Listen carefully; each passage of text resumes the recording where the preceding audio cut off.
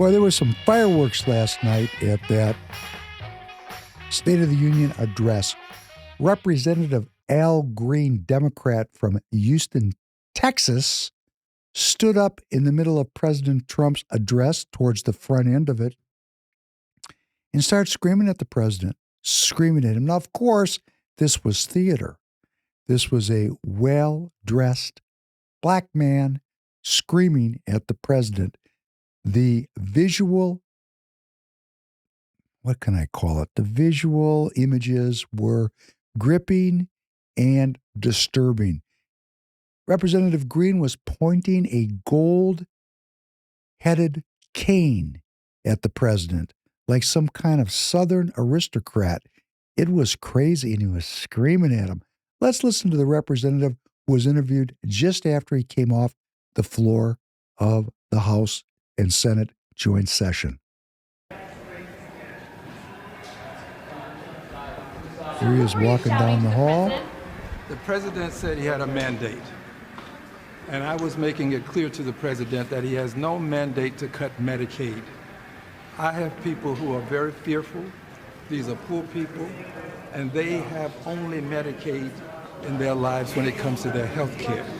And I want him to know that his budget calls for deep cuts in Medicaid. He needs to save Medicaid, protect it. We need to raise the cap on Social Security. There's a possibility that it's going to be hurt, and we've got to protect Medicare. These are the safety net programs that people in my congressional district depend on. And this president seems to care less about them and more about the number of people that he can remove from the various programs that have been so helpful to so many people. Well, it is the best way to get it across to a person who uses his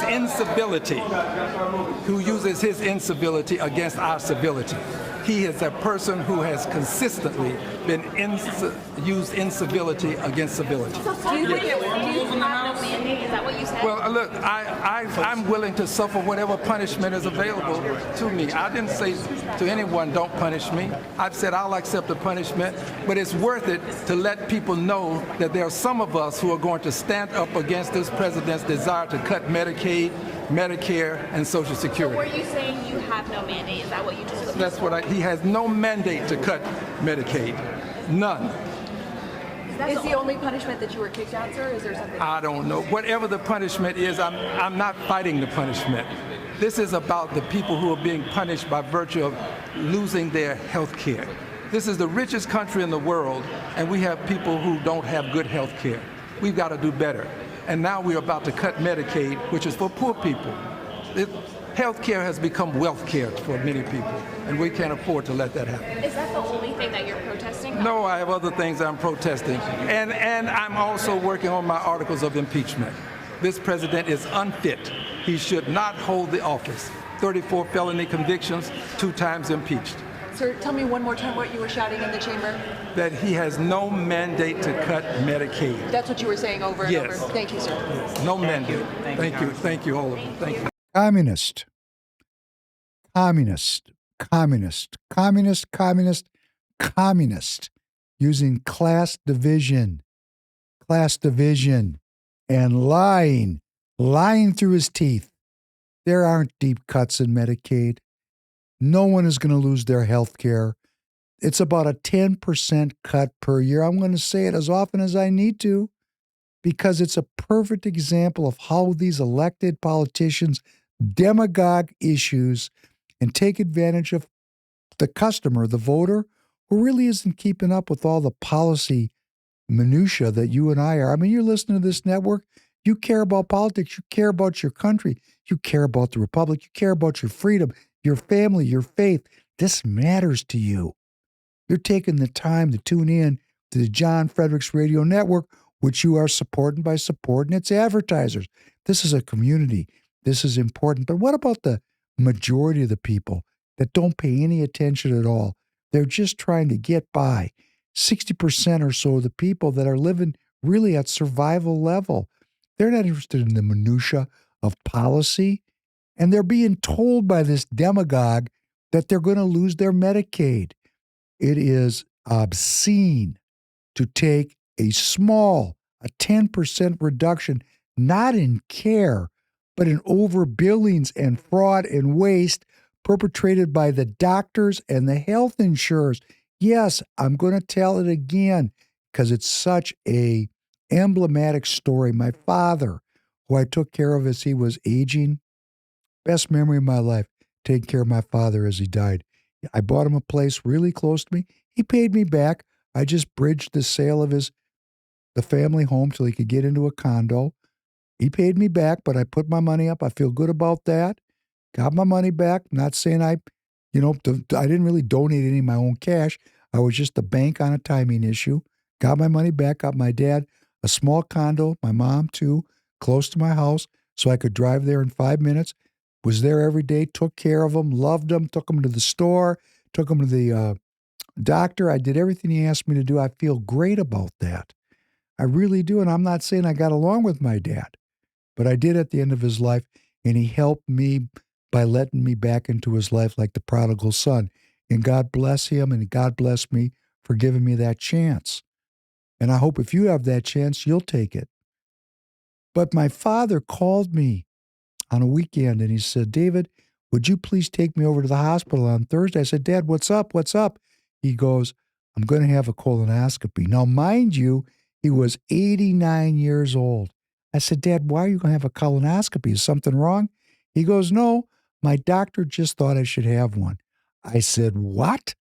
Do you know that if you have, God forbid, some kind of colorectal cancer at your age, it'll never kill you. It'll going to grow too slow. Something else going to kill you.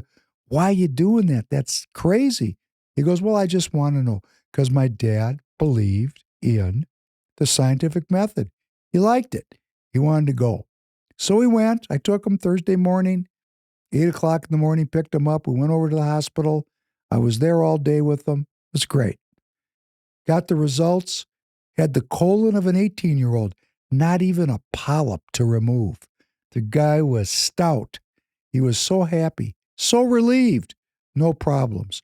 And 3 months later, my father died.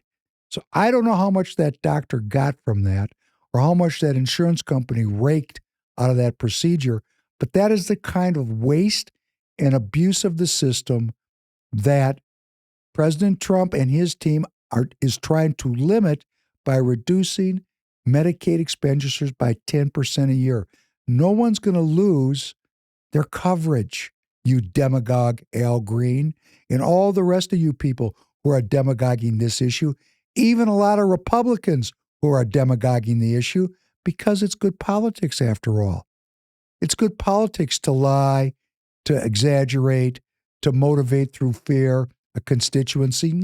How can we go forward as the American people when the people that we elect mess with our minds like this?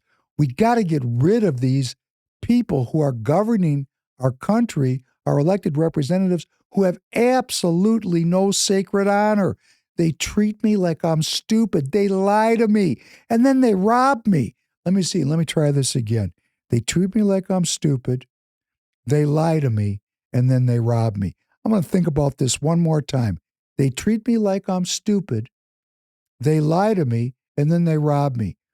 I can't let this go on, and that's why I am an officer of the Minnesota Republican Party, and I practice something called the precinct strategy. We've got to get you involved. You, the listener, the viewer, get you involved in your local politics. That's the only way we're going to get rid of these awful people, is when people of goodwill who believe in faith and family and freedom go into the parties and control the endorsement and primary process. 95% of the winners who emerged in the Republican Party over the last 20 years won their Republican primary, their Republican Party primary. That's where we can root out the rhinos. You want to go on a metaphorical rhino hunt? Join me Friday nights, 9 p.m. Eastern Time, 8 p.m. Central on X at Dan Schultz 2. That's Dan Schultz, the number 2, at Dan Schultz 2. We'll meet and talk about how to get into the game of politics.